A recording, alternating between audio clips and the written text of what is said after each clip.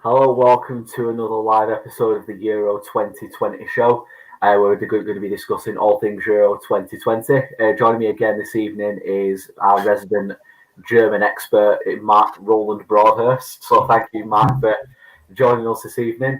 We'll jump straight and have a look at a recap of the scores. We'll be recapping each group and offering our thoughts on each group, then looking ahead to the last 16, and then also offering our thoughts on those games as well. So starting off with Group A, we had Italy 1, Wales 0, Switzerland 3, Turkey 1. In Group B, we had Finland 0, Belgium 2, and Russia 1, Denmark 4. Group C, North Macedonia 0, Netherlands 3, and Ukraine 0, Austria 1. Group D, Croatia 3, Scotland, yes sir, we can boogie 1. And Czech Republic 0, England 1. And in Group E, we had Slovakia 0, Spain 5, Sweden 3, Poland 0. And to round off the group stage of Group F, Germany 2, Hungary 2, and Portugal 2, France 2. So we'll take a look at Group A first of all. So it was the group that Italy were reserved the winners of, Mark. So what did you think of Group A overall? Yeah, well, I think Italy, for me, they were probably the best team in the tournament, to be honest. I absolutely love watching Italy. I've always liked, I know, Dave, you disagree with me on this, but I've always liked the Italian national team. I don't know, they always have a lot of characters in there, don't they? But I think I really thought they were good, to be honest. Even against Wales, when they rotated the entire squad, I still thought they were pretty good, to be honest, and they deserved to win against Wales despite the dodgy red card, I would say. I think that was a little bit soft. And Pardew, I think it was, wasn't it? And then obviously Gareth Bale missed. I wouldn't say it was a sitter, but he should be hitting the target from there, even though it was on the volley. Wales did have a couple of chances, and they definitely did a lot better than what the Swiss and the Turks did against Italy. That's for sure, So they can be pretty proud of themselves. Yeah, I think Wales were also good, to be honest. I think they were a bit lucky to get a draw in the first game against the Swiss. But I think, for me, overall, they were good. Yeah, they were really good against Turkey. And I think they were pretty good against Italy as well. So, obviously, they've got Denmark next. So who knows what's going to happen. Then, obviously, the Swiss sneaking through in that dodgy third spot, but I think they probably deserve to get through with 4 points, really, even though they got absolutely schooled by the Italians. Yeah, I thought Wales gave a decent account of themselves against Italy, who are looking like they are going to be one of the teams to beat in the tournament. And I said, when you look at that group, Turkey really let themselves down, didn't they? People, including myself, think they were dark horses to get out of that group. Maybe cause a few upsets along the way, but 3 games, 1 goal scored, 8 conceded, 0 points. So they've well and truly been sent packing back to Turkey with the tails between their legs, haven't they? In terms of that group, then, Mark, how far do you see Italy? Are they your favourites to win it now, or do you still think they're not quite there yet? I don't know. I'm not sure that I'd say they're my favourites to win it, but definitely I think, but I think the problem is they found themselves in quite a hard part of the draw. I looked at the draw and they play Austria, and Austria aren't a bad side, Austria, they've got a good side, and I thought they played really well against Ukraine. I think, that's not an easy draw, but you'd still expect them to win, to come through that. But then they play the winner of, obviously, Belgium and Portugal. That's going to be a really, really hard quarter. Then probably France will come through that bottom quarter in that half. So you'd imagine you're looking at probably Austria, Belgium, France to make the final. So it's not going to be easy, that's for sure. So I would say, I think they've got the potential, but I wouldn't say the favourites. I would say France are still probably favourites for me overall. Yeah, so when we're reading the other day, people want England to finish second to get a slightly easier last 16 time. You look at that other half of the draw, which they would have ended up in. Why people wanting to end up in that half beyond me. But we'll come on to that last 16 a little bit shortly. In terms of Wales, Mark, do you see them get much further in the tournament, or do you think they've had a really good couple of weeks out and then the group stage is the best they can hope for now. And that's I think they do have more potential in them. I think they found themselves in, for me, probably the weakest quarter of the draw, to be honest with you. For me, like, I think obviously I rate Denmark. I mean, obviously they were down as my semi-finalists, but I don't think it's impossible that Wales could beat them. That's for sure. You know, I mean, we've seen what Wales can do. Obviously, Denmark, they're not going to have home advantage, are they, in Copenhagen, which they had in the group stage. You know, so it might be a bit tougher for them. I think Wales have got a lot of big characters in there, and they can beat Denmark. And then I think they will play the winner of Holland and the Czech Republic, which, again, they'd still be underdogs against Holland, but I don't think it's completely impossible that they could win, you know. But, yeah, I mean, I do think that Denmark will probably beat them, but there's still hope that they can make maybe the quarters or even the semis potentially at a push. Yeah, I think the case for Wales, I think it's going to be a case, it's not qualities, it's the heart of that Welsh team, very similar to 2016. Yeah, carry them quite far. Just while in the comments as well, Dan's popped up. Hi lads, really enjoyed watching Italy and Netherlands. Am I the only ones who missed them at the World Cup? Yeah, I think you're always going to miss the likes of Italy and home, especially the colourful Dutch fans. Would you agree with that, Mark? Yeah, I mean, you want to see the biggest nations, and like Netherlands and Italy definitely are two of the biggest football nations on the planet. So, yeah, I mean, obviously it helped England a little bit, you know. It helped England, the fact that two of the biggest nations were missing and two sides that we don't have a great record against, let's be honest. So, yeah, but yeah, I would definitely say I'm happy to see them back. And I think it's a really strong last 16, actually. You know, you've got all the big names from Europe in that last 16, really. Yeah, it's one of those where not a big hit has gone out yet, has there? It's all the hits have gone through, which, like you said, it's quite rare for that to happen, and to usually have at least one casualty. We'll move on to Group B now. So this one was a bit more comprehensive. So Belgium topped the group with 3 wins from 3. Denmark scraped through on 3 points, having a better goal difference than Finland. Finland didn't make it through with the third place teams. Then Russia finished bottom. I'm pretty sure that's where you predicted that group to finish, Mark, weren't it? Or did you have Russia finishing slightly better than that?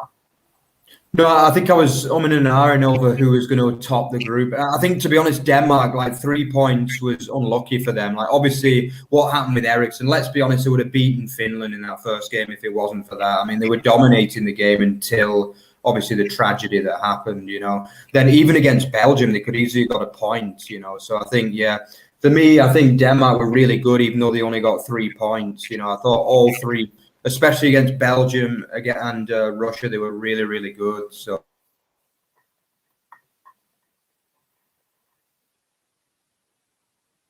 yeah, I mean, they could make semi-finals. So, yeah, they were good. I think Russia were very, very disappointing. I mean, obviously, they got battered 3-0 and 4-1. They scraped to a 1-0 win over Finland, but I know their fans are really, really cheesed off with what their team have served up in this championship after a good World Cup in 2018. But, yeah, I mean, I think the best two sides went through without a doubt. And I don't think either Finland or Russia did anywhere near enough to qualify ultimately. Yeah, I say, given the circumstance that Denmark-Finland game, I don't want to say Finland were lucky to get 3 points, but everything that went on, the Danish players' minds were in at that game, where they, I think, were capitalised there and got the 3 points. Again, Russia really poor, but obviously Belgium steamrolled that group, didn't they? I thought at times they looked really poor at times against Denmark. That Denmark team, that first half of that game, were absolutely fired up. That was always going to be the case. And Belgium weathered the storm and came through and got the 3 wins from 3 there. Do you think Belgium are the team to watch in that half of the draw? No, they're in the same half as like Portugal and Italy, not whatnot. But do you think Belgium are the team to watch from that half of the draw? Yeah, I wouldn't say the team to watch. I think if it does come down to being an Italy v Belgium quarterfinal, I would be all over Italy there, to be honest. I think they've got a bit more, they're a more balanced side for me. You know, I think Belgium are brilliant going forward. Like, I mean, they've got obviously Lukaku and De Bruyne. That combination is brilliant. And I think both Hazards fit in well to that. I think Thorgan got injured, didn't he? But he's looked good. I think Eden is going to be a perfect replacement for him. I mean, I know he's not had the best couple of years in Madrid, but still a quality player. I think the problem for them, though, is there's probably two things with Belgium, I would say. It's the defence is not what it was. Like Alderweireld and Vertonghen are well past it now for me, really. They're both like mid-30s, I think, nowadays, you know, and Vermaelen is like 38 or something, and he's like the backup defender, so...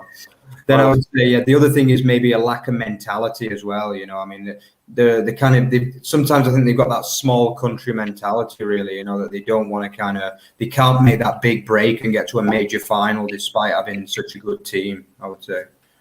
Yeah, I was going to allude to that. Belgium's defence is definitely a weak point. Thomas Vermaelen, like, it feels like an age ago since he played fast, but he's still knocking about in the Japanese leagues at the age of 35. I think he plays in the same. Is it Kobe? Yeah, Kobe. Same team that Iniesta plays for, so that's where he's plying his trade these days. Like Jason Denayer, Dedrick Boyata, they couldn't crack. They didn't make the grade at City when they had to get the money, and they couldn't force a way in at that point. So I think that kind of speaks volumes for the quality of that defence. Like I said, the Tongan, Alderweireld, they're not getting any younger either. I think. Obviously, going forward, Belgium have the capability of blowing anybody away, don't they? But they're always suspect at the back with the team that they've got at the back. We'll move on to Group C now. So this is the one with Holland in. So they ran out 3 wins from 3. Austria getting through as well with 2 wins from their 3 games on 6 points. And Ukraine as well getting through on 3 points as well. Matt, what did you make of this group? Because obviously Holland absolutely ran away with this one, didn't they? Yeah, I think the first game against Ukraine, although it was a good game to watch, I was thinking, Holland aren't going to do that much in this tournament because they look hopeless at the back despite being good going forward. But then I think, especially against Austria, I thought they were really good. Like I didn't see the game against Macedonia because I was watching the Ukraine-Austria game. But I think against Austria, they really impressed because I actually think Austria are a really good side, to be honest with you. I think I predicted them to finish second in this group ahead of Dave saying that Ukraine. So that's another one for me, you know. But yeah, I think obviously as a Bundesliga fan and a regular watcher of the Bundesliga, like Austria is just packed with Bundesliga players, literally. You know, you've got like Baumgartner, Schlager. There are just so many. Kaladzic, like their entire squad is packed with like really good Bundesliga players. So I think they probably went under the radar of a lot of Premier League fans because like there's no real, apart from Arnautovic, there's not really any kind of big Premier League names in there either. But I mean, for Bundesliga fans, like they're really a good side. You know, they've had a lot of their players have had really, really good seasons in the Bundesliga this year for the likes of Wolfsburg, Frankfurt. And I think they could push Italy potentially. I don't think it's an easy draw for Italy, that one. Yeah, and like you just alluded to, Gary asked the question as well, asking what we make of Austria. I think they're a team going a bit under the radar. I didn't really rate them much before the tournament. Like I said, I predicted Ukraine to finish above Austria. They've both made it through, and I think Ukraine definitely had the better chance of qualifying over Austria in the next round. I think Austria have been quite unlucky. Yeah, I think they'd have been better off finishing third, wouldn't they? Yeah, getting a tie against Sweden. But yeah, I think they're definitely a team sneaking under the radar. We've got to talk about Holland with Group C. So they've got 3 wins from 3. It's not the most gifted of Holland sides that we've seen, but how impressive have you been with the Dutch, Mark? Yeah, as I say, especially in the Austria game, I thought they were really, really good in that game. You know, I mean, obviously Wijnaldum seems to be like the kind of big man for them. You know, obviously a great player. De Jong, I think for me, De Jong, he has disappointed me since his move from Ajax, to be honest. But I thought he was really, really good, to be honest, when he was at Ajax. You know, and I think he doesn't look that great in that Dutch side either, to be honest with you. I think Wijnaldum's very much the midfield general, really, in that team for me. I think, I also like Malen. I'd like to see a bit more of Malen as well. He's come on. I think he started against Macedonia and he got a couple of assists. He looked good. He looked good against Austria when he came off the bench as well. So I think there is potential in there. Yeah, I mean Wout Weghorst as well, obviously a Bundesliga legend for Wolfsburg as well. I think he got a goal in the Ukraine game. So he's more of kind of he's not really a typical Dutch player, Wout Weghorst. He's like a big battering ram centre forward, but he can finish, that's for sure. He's a brilliant finisher. I think he got 20 plus goals in the Bundesliga this season. So yeah, I mean, it is a good side at the end of the day, you know. And Memphis Depay has been quality so far. He seems to be a player that's really gone from strength to strength after leaving United, which seems like a lot of players do nowadays, doesn't it? So it looks like, well, the way where it seems like United are a stepping stone to bigger things now, aren't they? It's true. Maybe Phil Jones will have to leave and see what he can do. Yeah, he can't take the piss a little bit there now, Matt. I don't think he can't step up to the plate now, can he? But when you look at the top scorers, two within like the top 5-6 players. So you've got Wijnaldum on 3, Depay on 2. So they're definitely the standout players for them so far in terms of the goal scoring. I think the Dutch will be tough to beat, but I think it's definitely a weaker Dutch side that's turned up to a tournament in comparison to the famous Dutch teams of yesteryear, isn't it? But they should get through their next game against the Czech Republic based on what I've seen of the Czechs so far. Like, they had a good performance against Scotland, but against England and Croatia, they weren't really up to the levels they expect. So I imagine the Dutch to get at least through to the quarterfinals. But again, we'll touch on that a little bit later on. Moving on now to Group D. So that was England's group. So if you bear me 1 second, so England end up topping the group on 7 points. Not really that entertaining to watch. 2 goals from their 3 games, but none conceded. Croatia scraped second spot. Czech Republic have gone through on 4 points as well. And Scotland, yes sir, we can boot you, finish bottom on 1 point. What did you make of this group, Mark? Yeah, to be honest, I would say it was the worst group of the whole tournament, in all honesty. Like, I didn't really, I mean, obviously I was watching the England-Czech Republic. From what I heard is that Croatia v Scotland was a good game, and Croatia really turned up for that game from what I gather. So maybe they're gathering a bit of momentum. But as much as I want England to do well, I just thought the games were just boring, to be honest. I mean, I've really, really enjoyed this tournament. I really have, but I've not enjoyed watching England at all, to be honest with you. I think it's been boring. There's been no atmosphere at Wembley at all, obviously not helped by the fact that there's barely anyone can go. I think it's just the team looks lackluster, and just I've not enjoyed watching them at all, to be honest with you, you know. And I think, they got through with 7 points, so we've had a lot worse tournaments. Do you know what I mean? I mean, it wasn't long since we were getting knocked out in the World Cup 2014 with 1 point from the group. So, I mean, we can't really complain as of yet, but it's not been pretty to watch, has it, Dave? Let's be honest. No, I think I made a comment to Courtney when I was watching the game the other night. Like, it feels more like a chore watching England at the minute. And obviously Matteo's popped up in the comments as well. Do you guys think England are boring? A simple answer on this tournament alone, yeah, we're not a boring side. We've got the capability to be a very exciting side, but Southgate seems very reluctant to unleash this attacking potential for whatever reason. But it is boring to watch, and I think if we've got any chance of going far in this tournament, we need to sort that out and obviously become more attacking. I think I was saying to you yesterday, Mark, when we were sending a few messages back and forth, that I can't feel like Southgate's was trying to keep the reins in, possibly save energy levels for later rounds, but you don't inspire confidence when you're labouring to 1-0 wins against Czech Republic and Croatia, does it? And not being able to see off Scotland, yes sir, we can boogie. But yeah, it's just been poor to watch, and I'm expecting England to turn up next week. They've got to. If they can't get up for a game against Germany and give it to the Germans, then I've got no hope for this England side. And I think I'd be calling for Southgate's head if he doesn't at least give it a go on Tuesday against Germany. In terms of that group, then, Mark, did you expect 3 of the 4 teams to get through?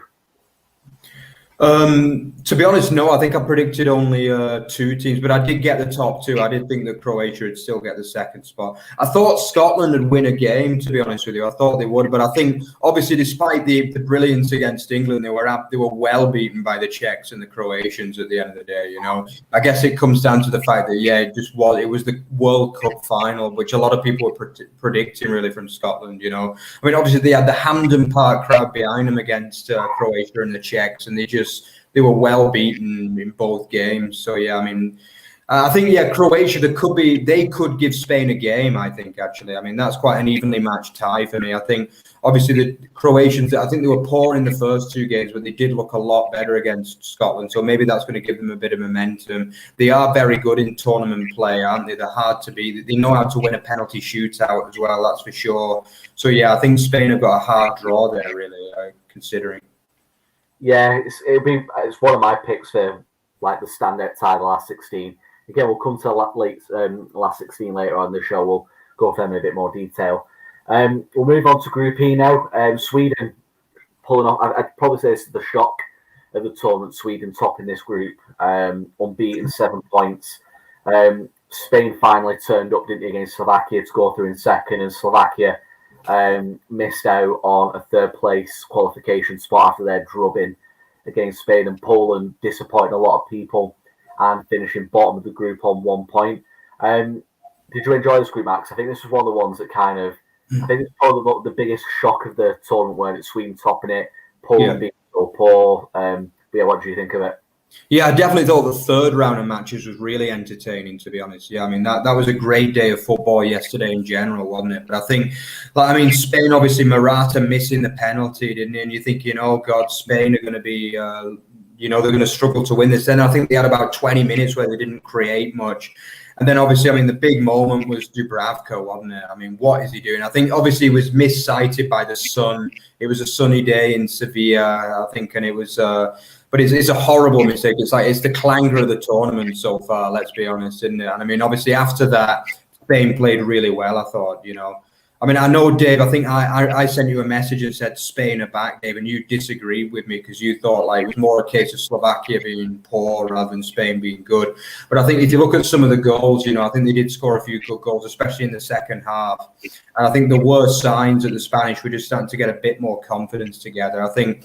But obviously, they've ended up in a hard part of the draw. They're going to have to play Croatia, then France probably. So it's not going to be easy for them now to make even the semis, which is probably the bare minimum that they'd need to make to consider the tournament a success, really. And I think, obviously, Sweden are one of those teams, aren't they? They have the same 11 players every single tournament, it seems. I think Larsson made his tournament debut in 2004 or something. He's still playing. He's 36, 37. He's still getting caps on a regular basis. And I think, obviously, the likes of Andreas Grankvist as well. I think we had him at Wigan in about 2006 or something like that. So they've got a very old team, but they do well in tournaments. They made the quarterfinal of the World Cup when England comfortably beat them in the end. But, they are a good tournament team. And they show that they can score a few goals as well in the game against Poland. So, it'd be interesting to see how they do against Ukraine, really. Yeah, we'll stick with Sweden first. I'll come back to Spain. So in terms of Sweden, you made a good point. It does seem to be the same 11. If it wasn't for injury, Zlatan would have been at this tournament. Yeah, exactly. Bear in mind, and you still expect someone like Olof Mellberg to rack up, don't you? And Neil Alexanderson on the right wing. Exactly. It's a decent Sweden side, and obviously the standout player from the Sweden team. A lot of rave reviews coming through for the youngster Alexander Isak. Looking really good. Real Sociedad player. A lot of interest going to be coming out for him as a tournament. So what have you made of his performances so far? Yeah, especially against Spain, I thought he was really good. Yeah, I thought they were really good against Spain, actually. A lot of people said, it was because Spain weren't good. But they should have had 2 goals in that game, Sweden, without doubt. Isak was really unlucky. He had a shot that was pushed against the post by the defender. And then I think they missed an open net as well through another, stalwart Marcus Berg. Who seems to have been in the team since about 1846 or something. But I think he's been really good. He gives them a bit of pace, I think the thing with Sweden is that they always tend to be a very big team and they've got a lot of hard workers. But he gives them that pace, and he is the kind of he probably provides a bit more quality on the ball as well. They've not always had it, Sweden in the past. So it's going to be interesting to see what he can serve up in the knockouts. Obviously playing Ukraine. It's not a bad draw at the end of the day. So they could potentially make another quarterfinal, which would be a fantastic campaign, really. Yeah, before we move on back onto Spain, Guy thinks Sweden will make quarterfinals. What about you, lads? I'd say they will do. I think they'll see off Ukraine, but with me having Ukraine in the sweepstakes at work, I'll be cheering on the Ukrainians. So I think Sweden will win, but I'll be cheering on Ukraine anyway. What about you, Mark? Yeah, I mean, Ukraine will believe that they can win. I mean, they probably think they've got lucky, as you say. I mean, Austria win that game and end up drawing Italy, and then Ukraine lose it and end up drawing Sweden. You know, I mean, they've got really lucky, so they've got to kind of, you know, they really need to kind of take advantage. But yeah, I do think Sweden will win because they have a lot of bottle, they have a lot of guts. You know, what they lack in quality, sometimes they make up in like good defense and effort. Really, I think. Yeah, it's coming back to Isaac. Chris Saunders, needy Spanish expert Paul, tells more about Isaac. He's a player I want to know more about. I'll pass it on to Paul. So we'll have to get him on and see if he brings on a copy of Marca, seeing as I imagine, Mark, you've not brought your copy of Der Spiegel again. So I'll have to get Paul on, see if he can bring on a copy of Marca. La Marca, yeah, exactly. Finally get some continental newspaper coverage on the show. And just before we move back to Spain, Mateo, Isaac's a very good player. I think he'll go on to big things, but he's in a perfect place at La Real. Yeah, I'd agree with that. I think players like that, they're better off at teams like Real Sociedad. By the train and get that bigger move in a few years' time. And just before we move on to Group F, I said in terms of Spain, like you say, Mark, yes, I thought Spain weren't back. When I watched the goals back, so I didn't get to see the game live, but from a defender's point of view, they were sliced open way too easy. And when you're putting balls across a 6-yard box as easy as Spain were, it's poor defending, like good build-up play, but the defence has got to be doing better than what Slovakia were offering up yesterday. And I think Spain might have a bit of a tough time in the next round, but we'll have to wait and see on that one. Moving on now to Group F, which was obviously the infamous group of death heading into the tournament. So we had France topping the group on 5 points, Germany in second on 4 points, Portugal in third place on 4 points, and Hungary bottom that group of on 2 points. What did you think of this group, Matt? Because I think Hungary provided a lot more entertainment to that group than what people give them credit for heading into the tournament. Would you agree? Yeah, I thought they were brilliant. Yeah, I really enjoyed it. Like, obviously, I've got like an obligation to support Germany, considering like I'm a Bundesliga expert, so to speak. And do you know what I mean? But yeah, I really enjoyed Hungary. I found myself like my true English self, like coming out supporting Hungary a little bit last night. You know, because I just really enjoyed them. Like I told you before, I've really enjoyed the fans. And like obviously the team, like I think the first 2 games was more of a back to the wall effort, you know, against Portugal and France. But yesterday they realised that they just had to go for it. They had to win if they wanted to qualify, and they showed the quality. You know, I mean, the goal from Salah was brilliant. You know, the first goal, and I think the second goal as well was pretty good. Obviously, straight after the Germany equaliser. I think in the end they would have qualified it if they had a bit more fitness. To be honest, I think that's what they were missing. Really, if you looked, all of the goals were conceded in the last 20 minutes, or every goal they conceded, which was 6 overall, they were all conceded in the last 20 minutes. So I think that tells a lot, really, you know. I think they were just lacking the fitness. They ran themselves into the ground, but yeah, they can be very, very proud of themselves. They've still been one of my teams of the tournament, despite being eliminated in the group stage. Yeah, I agree with that. Like, I made a comment to Colin last night. I was saying that I'd have loved Hungary to get through, because I was getting a bit miffed watching a lot of the media coverage and saying like, oh, England will get France, Portugal or Germany, and no one was giving Hungary a chance going into that, even though they could still qualify. And given the performance they put in the first 2 games, I thought they deserved a lot more respect than what they actually got. So yeah, they've been quite nice to see Hungary pull off a shock and get through, but like I said, I think that last 20 minutes in each game probably told them the end, didn't it? We'll move on to the group winners, France. I've not been convinced by France so far, Mark. What have you made of France's performances so far? Yeah, I've heard a few people have said that, to be honest, but I'm not overly convinced, to be honest with you. I think like they've not been great, but I think they've got a lot more to come for me. Like, I mean, I think against Germany, they were pretty good. I think, yeah, against Hungary, but we've seen what Hungary can do now. It wasn't a one-off, that performance. You know, they are a good team. They were probably the best team for me that got eliminated by a distance, to be honest, out of the 8 teams that went home. There's no question about that. And I think, in any other group, they would have qualified, you know. So I think France, they they can't be that gutted about that. I think against Portugal, they were done with maybe.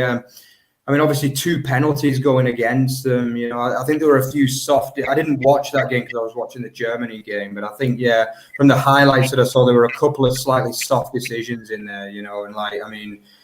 But it wasn't a great performance. They probably should have been able to beat Portugal, but at the end of the day, they finished top of the group of death. So I think there's no massive worry for them, to be honest with you, at the minute. Yeah, they come through the group unbeaten as well, so I'm sure they'll take that as well. And they've got like a decent run now, so they'll fancy their chances still, won't they? But they are in that tougher half of the draw, so they're going to have to play very well to get to the final and win it if that's what their aspirations are for this tournament.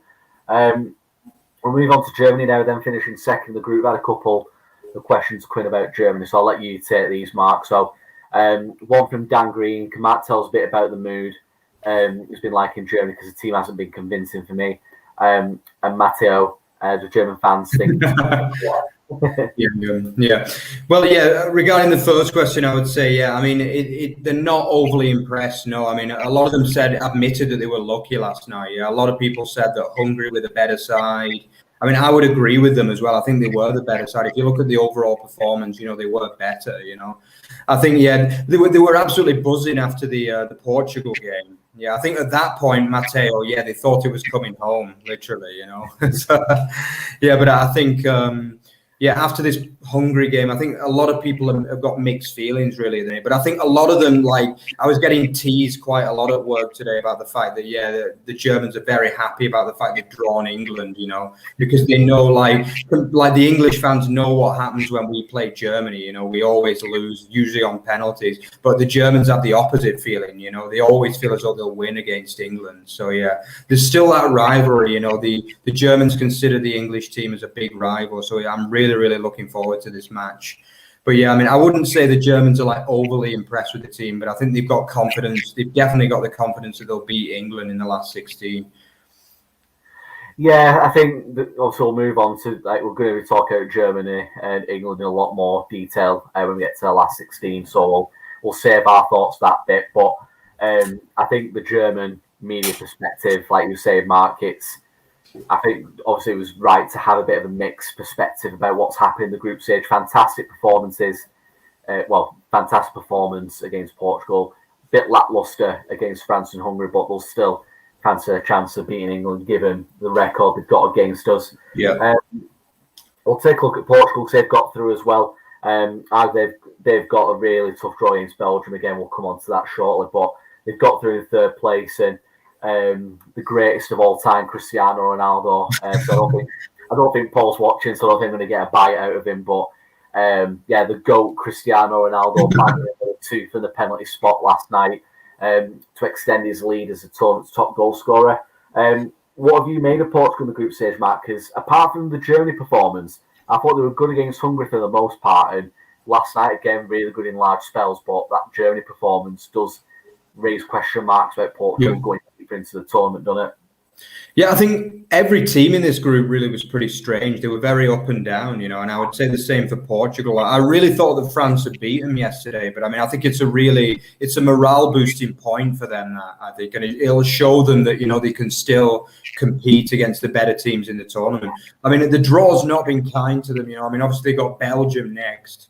So, every team they played has been quality really so far in this tournament. So, they've had a really hard draw, and they continue to have hard draws all the way through it really now. They were my tips to win it, but I would say, they're no longer my tips to win it going into the last 16. I've got to stick with them after they were my initial tip. But, I think... it's just defensively for me. I think we said on the last show, Pepe he's another one. Every tournament that comes around, you get some players that are just don't go away, do they?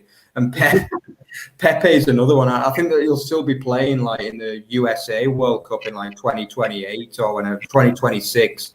He just won't go, will he? It's just. But I think they've been hit and miss. I think going forward, they've scored what? They've scored 7 goals in 3 games. Can't complain about that at all. They've got Ronaldo on form and firing. So there are reasons to think they could go deep into this tournament. But I think defensively, they've not been good enough for me so far. Yeah, before we move on, Seth has stirred up a bit of trouble in the comments. Cristiano Ronaldo's the GOAT, Messi is the GOAT from Matteo, and the same from Dan. I think I'm alone on this one. I think you think it's Messi, don't you, as well, Mark? Yeah, I'm a Messi man, 100%. Yeah. I respect Ronaldo. I respect Ronaldo for what he's done, but for me, like Messi in his prime was just like the best thing I've ever seen, personally. I think we need to do a show dedicated to the Messi. Yeah. I think we could be there all night with that one. But yeah, like I said, Ronaldo firing with 5 goals.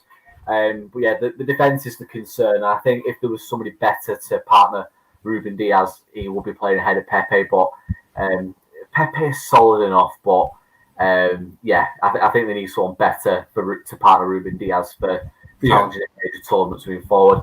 I think João Cancelo might be back for the last 16 as well. I think that'd be a big boom for Portugal as well. Semedo's been really poor. Semedo has been dreadful. He gave another penalty away last night. He just doesn't look good enough, that guy.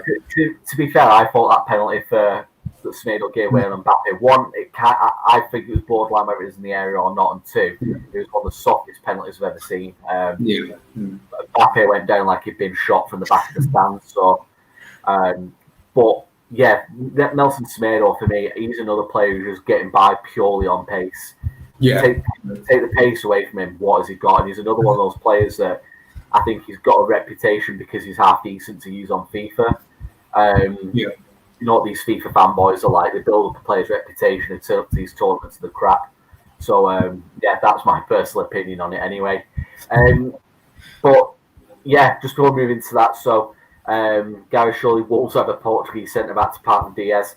Yeah, I think they've got the whole Portuguese reserve team, haven't they, Wolves? So sure they've got somebody there. Can give them Connor Cody, is it? Yeah. If you said a bit more Portuguese, you might get a game. Matteo Semedo is a liability, then he can sell back. Couldn't agree more with that statement. They do need him back, and I'm sure as soon as he is available, he will get back in the squad. It's just whether they want to take a punt on him, given the fact he's missed 3 games. But if he's fitting round to go, I'm sure he'll get in the team. Right, we'll move on to the last 16 now. There's 8 games. We'll quickly run through these, then we'll move on to the questions. So Mark, we'll have a look at the last 16 and we'll offer a quick thought, Bo. So Italy, Austria, how do you see this one going? Yeah, I mean, as I've said, I think Austria are a difficult opponent for they're definitely the hardest side that the Italians have faced so far. But I think, Italy have just got too much. I think, obviously with the guile of Mancini, the quality of Locatelli and Berardi and Immobile and all these guys, I'm going to go for a 2-0 win for Italy. Yeah, I think they've just got too much, to be honest. And obviously defense, 11 clean sheets in a row? It's just ridiculous, Yeah. top mark for attempting the correct pronunciations, I'm sure. So very well, obviously without giving the name away, Mark, but using the term "sick dat." We'll be very proud of your pronunciation. So, that's obviously that's been in that show. But you'll know who I mean there. Belgium, Portugal, the next one on that tournament tree. So, how do you see that one going? Yeah, I mean, obviously this is one of the kind of power ties, isn't it? I would say along with England, Germany, this is probably the big one. And I'm going to go 2-1 Belgium, though, to be honest. I just think, obviously I tip Portugal, but I just think, they're going to create too much against that defence. I think if they've got João Cancelo back, they've got more of a chance, that's for sure, But I think, obviously, Semedo is going to get absolutely tortured in that game, to be honest. I think if he starts. And obviously Pepe isn't the player he once was for me anymore. So, I'm going to go for, I'm going to go, 2-1 Belgium. I'm going to go against you there, Mark. I'm going to go with Portugal. I think the GOAT will step up once again and he'll have an absolute field day against the Tongan if Thomas O'Marlin gets on the pitch at any point. And I'll prepare a new one as well. So, the GOAT will drag Belgium through. We'll drag Portugal through, I should say, to the quarterfinals for a tie with Italy. Just before we move on, John, in the comments, Mark speaking it's like a true Italian, but it's still not brought as a translation of Der Spiegel. Hang your head in shame, Mark. Well, a question for you guys: what does Der Spiegel mean in English? See if you can get that one. Yes, pop in the comments. Don't use Google Translate or anything like that. Moving on to the next one, I think this is one where I think most people are going to go with the same prediction for this one, but France, Switzerland, foregone conclusion of this, France all day for you, Mark? Yeah, absolutely. Yeah, I think the Swiss, they can be hard to beat, but I've not been like overly impressed with them in this tournament, to be honest. I think, yeah, I would go probably 2-0 to France, but very, very comfortable. I don't see the Swiss even scoring in this game or really doing much, to be honest with you. Yeah, I'm going to go 2-0 France there. Yeah, I think this is a game where if France are really going to stand out now as tournament favourites, this is the kind of game where they're really going to need to put their mark on a game. This was the game to do it. Croatia, Spain. Yeah, I mean, this is a really tough one. You know, I think this one might go down to penalties. To be honest with you, I'm gonna go with 1-1 and then Croatia to win on penalties. Yeah, sorry, Mateo. I know you're a Spanish guy watching our show, but yeah, I'm gonna go for a 1-0 and then Croatia to win on penalties. I'm gonna go with Spain to get through. As things stand, I'm still going to say Spain, but I'd be more confident in Spain if they were to drop Morata and play Gerard Moreno through the middle. Absolutely. Yeah. If they drop Morata, I think it's an absolute foregone conclusion Spain win this game. But with him missing as many chances as he does, it'll always give Croatia a chance, confidence-wise, they can get back in the game. But yeah, I'm going to go with Spain to beat Croatia there. I think this one's probably the toughest one to call as well in the last 16. Sweden, Ukraine. Yeah, I would go probably 1-0 Sweden. I think Sweden are going to put in one of their like classic Swedish performances, you know, strong defensively, and then they might get a goal through like Emil Forsberg or something like that. I think they have got quality. Maybe Isak as well could potentially score. But yeah, 1-0 Sweden for me. I'll go with a 2-0 win for the Ukrainians. Yarmolenko to score a couple of worldies with that left foot from outside the box. To keep my sweepstake hold. I'll save the big one for the end. That's next on the list, but I'll come to that at the end. Next up, Netherlands and the Czech Republic. Would you say this is another foregone conclusion? Holland will get the win? I would imagine so, yeah. I mean, I think obviously the Czechs, Schick has been very good, especially in the first game, but he didn't really do much against England, did he? I think against a higher quality of opposition, I think I would imagine like probably 2 or 3-0 to the Netherlands. I think it'd be quite comfortable, to be honest. And Wales, Denmark? Yeah, this is a hard one. You know, this is a hard one because there's a lot of reasons why Wales could sneak a win there. You know, but I'm going to stick with the Danish dynamite. You know, I'm a big fan of Denmark. I predicted them to make the semis. Nobody thought they had a chance in hell. But yeah, I'm going to go for a 2-1 Denmark win. Yeah, I agree with Denmark. I think the fan situation is going to play a big part as well. Even though they're not playing in Copenhagen, Denmark fans are allowed into Amsterdam to watch the game, but Wales fans are banned from entering Amsterdam for the game. So that could be a big telling point that the Welsh they shouldn't have any representation in the stadium unless some people can sneak in. But I think Denmark will get through on that one. And then the big one, England versus Germany. What do you think, Mark? Yeah. Well, there's what does my brain say and what does my heart say? You know, I mean, I think both say different things. Yeah, I mean, yeah, I think it's not the best German side ever. At least they're not playing the best we've ever seen from a German side. But I just think, Germany at Wembley, they just love that place, don't they? Like Wembley is just like, you know, you can just see it. Yeah. I mean, obviously the fact there won't be any German fans, apart from German fans living in London, obviously they'll be able to attend, but like there won't be any German fans going across because I know better than anyone, like all flights are cancelled at the minute between Britain and Germany. So yeah, but I'm really sorry guys, but I'm going to go for a 1-1 draw and Germany to win on penalties. Yeah. It's just, it's just written in the stars and it happens every time. I would go with a 2-1 England win. I think this might be the time where England finally turn up. They've got to start going for it. They can't keep relying on 1-0 wins, and Germany will score in this game. There's absolutely no doubt about it. Germany will get a goal for me. We've looked solid enough at the back, but who have we played really? Nobody really. I think England really need to step it up, and I think they will do. We'll get through. And obviously we'll take on the mighty Ukraine. In the You'll be back in Ukraine, Dave, probably for your bet. Sorry. I said you'll be back in Ukraine if, because of your bet. Yeah, so I'll become an adopted Ukrainian for the day. But we'll move on to the questions that we've had in that have come in on Twitter. I will say in advance apologies for last Sunday when I didn't answer all the questions. A personal matter came up where I had to end the show rather quickly, but I do promise all questions that are on Twitter and in the live chat will be answered tonight, regardless of how long the show goes for. So apologies for again. And if you still want your question answering from Sunday, if you just pop it in the live chat, we'll happily get that answered for you. If you still want them answering. But yeah, if you spare me 1 second, I'll get all your questions up on Twitter. Here we go. Right, so the first question is from John. So the first one, is it coming home or England doomed to lose on penalties to Germany again?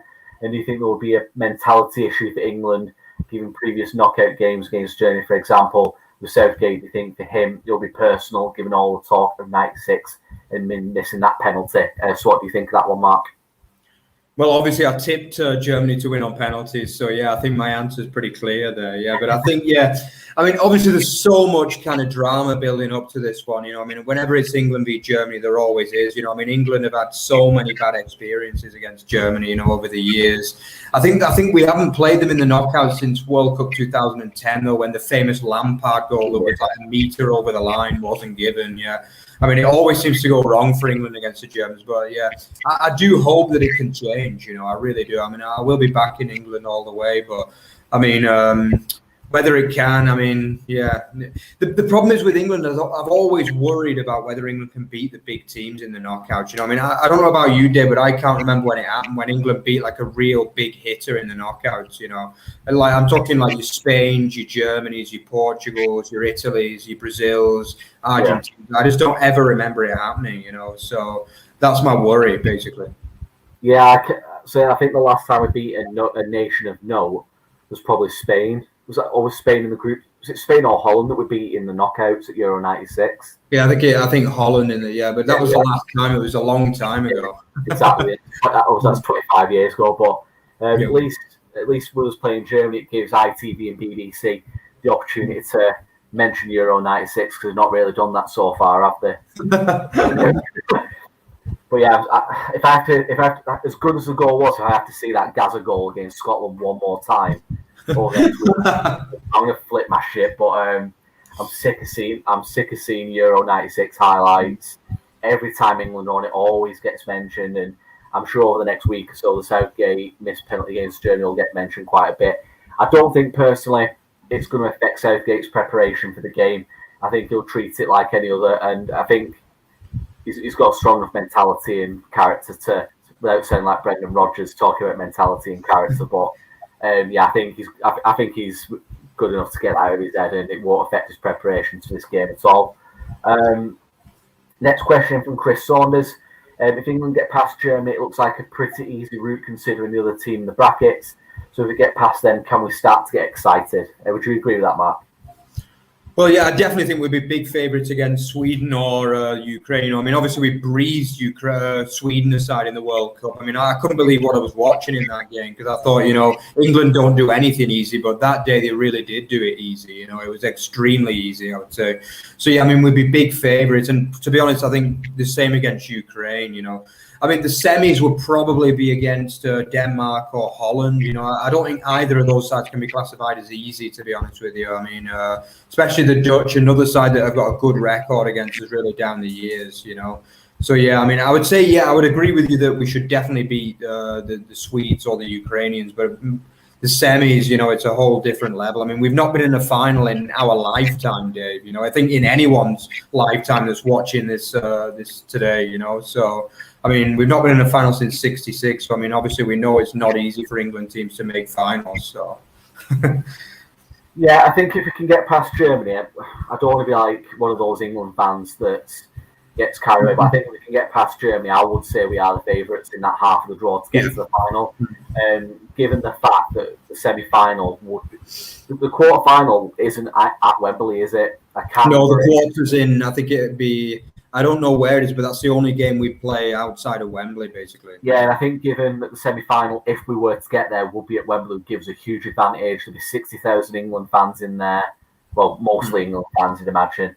So yeah, I think if we can get past Germany, I think we've really got to start fancying our chances. Then, if you get to the final, 60,000 at Wembley again, one-off game, who knows what can happen? But yeah, I think we've just got to concentrate on that Germany game and see how we do there.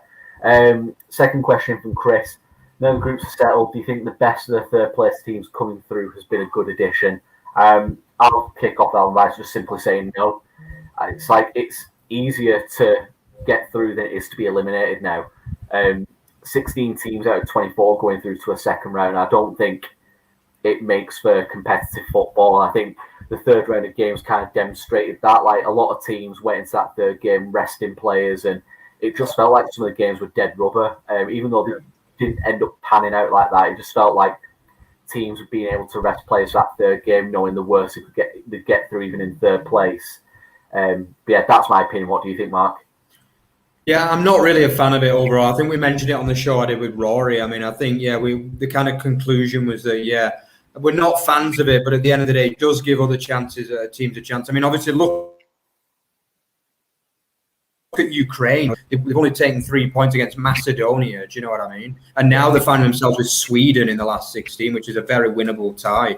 You know, they say they win that after a 0-0 draw on penalties. You know, I mean, they could be in the last 8 of the Euros after. Do you know what I mean? Like 1 win out of 4 games. So I mean, it's not great in that aspect. But I mean, I guess it's match play as well at the same time. You know, it does bring something new into a tournament on the positive side. I mean, I don't have a big problem with like teams expanding because the tournament's expanding, because I do think like the quality in a lot of smaller nations is increasing now. You know, I mean, if you look back to like the 90s, teams like these smaller teams were absolute garbage. They were just there to make up the numbers, you know. Whereas nowadays you see sides like, I don't know, Croatia making World Cup finals, Greece won the tournament, you know. So you've got a lot of smaller nations can play nowadays. So I think from that perspective, it is nice to see more teams given the chance to compete. Would you be opposed to possibly expanding the competition to 32 and then the top 2 from each group go through, as opposed to teams being rewarded for essentially, like some teams haven't even won it? Well, I don't recall this tournament, but infamously Portugal, they didn't even win a game in their group stage back in 2016. And they went on to win the tournament. Would you rather it go to 32 teams, top 2 go through, as opposed to teams essentially being rewarded for mediocrity, really? Yeah, I would say, but I think the problem is with that, I guess, is the qualifying will become even more of a farce than what it is now. You know, I would say it's almost like, to be honest, I'd say that qualifying had almost become pointless, because if you look like, I mean, there are obviously a few decent teams that have stayed at home. You know, like Norway have got like Haaland and Odegaard and a few other good players. I think Serbia have got a half decent team.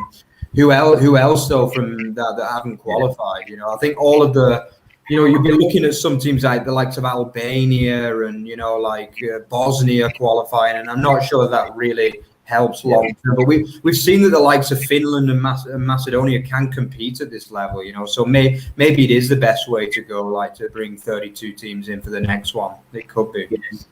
Gives us hope of San Marino or Gibraltar. Exactly. Liechtenstein will be in the next time. Luxembourg, get all the big hitters in. Final question on Twitter from Matteo. Can you talk about Spain? The last game was like a return to our best, but I still don't think Enrique has the best plans. Would you agree with that, Mark? Do you think Enrique is still figuring things out with that Spanish squad? Yeah, I'm not a massive fan of Enrique as Spanish coach, to be honest with you. He seems to look a little bit clueless at times, you know. I mean, obviously he had a really good stint at Barcelona, but, you know, he had like MSN up front, didn't he? I think I could have won the Champions League with that team, to be honest with you. Yeah, given my football manager record as well, I'm sure Dave would testify to that. Mine's better. Yeah.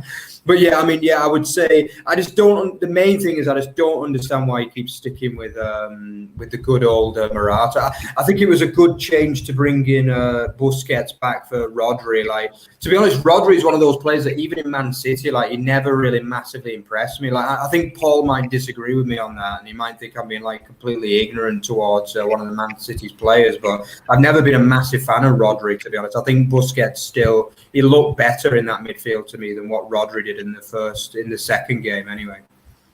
Yeah, I'd like to see a bit more of Ferran Torres as well. Like, he impressed with like every time we're getting a chance at City in the second half of the season, impressed, and he looked good when he came on again yesterday for Spain. So I think he's somebody needs to go on. But like you were saying, Matt, that Luis Enrique having MSN up front, like obviously we've coached Barcelona to title. Like I say, some of your friends have described my football manager skills as a maverick at times. I remember that. Yeah. The finest tactics I've ever seen. They're not my words. It's Mark's friends that give me those accolades. So yeah, so that's another story for a different day. But this Spain team, again, it is littered with talent. Probably not the same level of talent as yesterday. And they had the likes of David Villa, Torres, Xavi, Iniesta, Puyol, Casillas, but it's still a really good Spain team. But it's not what I see winning the tournament personally. No. Yeah, I think quarterfinals for them would be a decent run, considering they'd be up against France in the quarterfinals, won't they? A couple of questions that have come in on the live chat that we've not covered whilst we've been on, so we'll take a couple more minutes regarding that. So one from Chris: who has Mark's favourite Bundesliga player been so far, and who's performed best?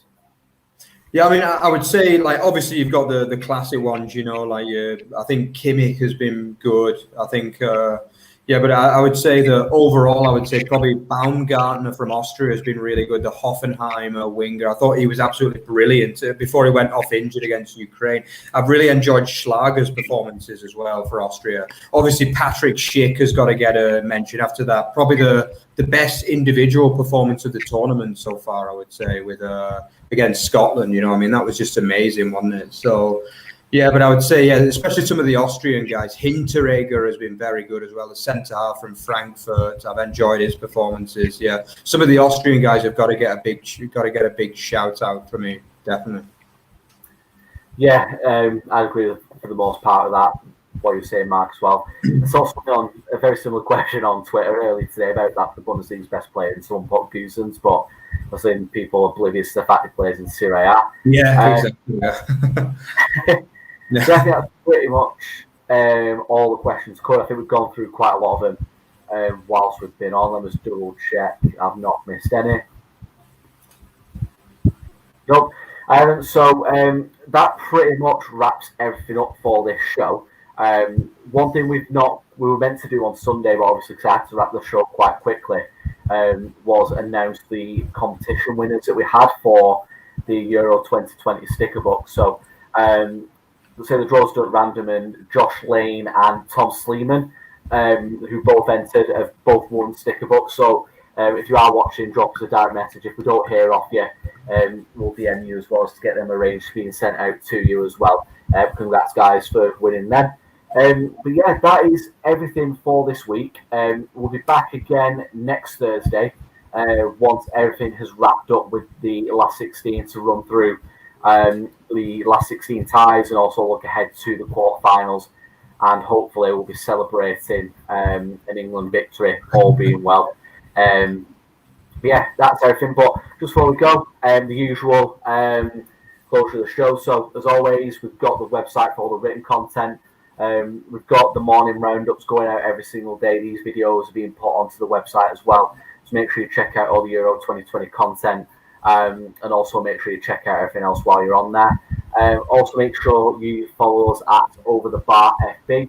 Again, we're getting all that content shared. Paul's doing a great job, and one of our other admins on the Twitter, Matt, doing some great work on getting all the content out to you.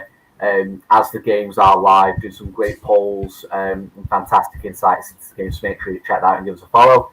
As always, I know you're watching the show on YouTube. That's the URL.